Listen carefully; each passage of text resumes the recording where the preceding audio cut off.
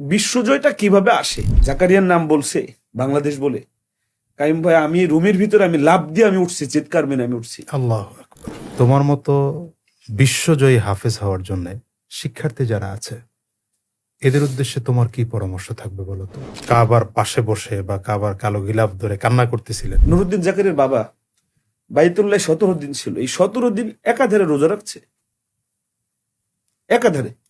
এবং প্রতিদিন সে ঈশান নামাজ পড়ে হোটেলে এসে খেয়ে ফজর পর্যন্ত সে একদম হজরা সওয়াদের পাশে কাটাইছে। যেমন জাকারিয়ার বাবা আমাকে খুব গর্বের সাথে আমাকে ও সৌদি টেকার পরে বলেছিল যে হুজুর আমার ছেলে 1 নাম্বার হবে, আচ্ছা, কনফিডেন্স। আমার ছেলেকে কোনোদিন আমি হারাম খাবার খাওয়াই না। রওজাতুম মিন রিয়াজিল জান্নার মধ্যে 3 ঘন্টা সেজদায় পড়ে আছে, চোখে আল্লাহ পানিতে ভেসে যাচ্ছে, কান্না করতেছে সমানে। যেদিন সাবমিট করবে পাসপোর্ট সেদিন মানে রাত 10টা পর্যন্ত লাস্ট টাইম, আসরের সময় যে তার পাসপোর্ট স্ক্যান করছে, স্ক্যানে নিচ্ছে না। তার মানে আমরা যদি বলি এটা তো বাস্তব যে 133টা দেশের ওই দেশের সব থেকে সেরা। আমি জাকারিয়াকে কমপক্ষে 10 জন টিচারের কাছে একসাথে পড়াইছি। তার বয়স যখন 2, হ্যাঁ, তখন সে বলেছে আমি কাবার ইমাম। পৃথিবীতে এত বড়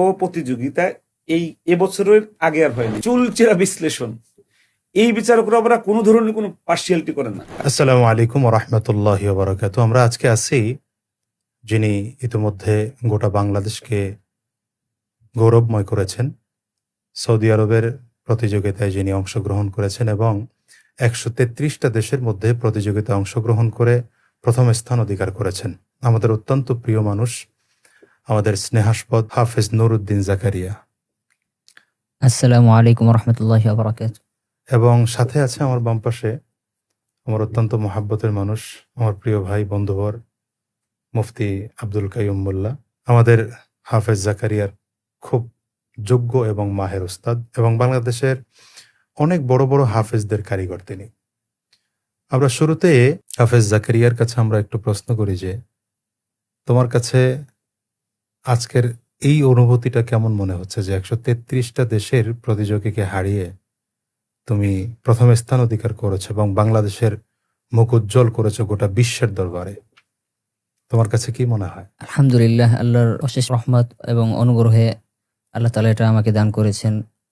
এটা অনেক মানুষেরই স্বপ্ন থাকে, আল্লাহ তাআলা আমাকে কবুল করেছেন এত অল্প সময়ে। এটা এই আনন্দ ভাষায় প্রকাশ করা সম্ভব না আমার পক্ষে।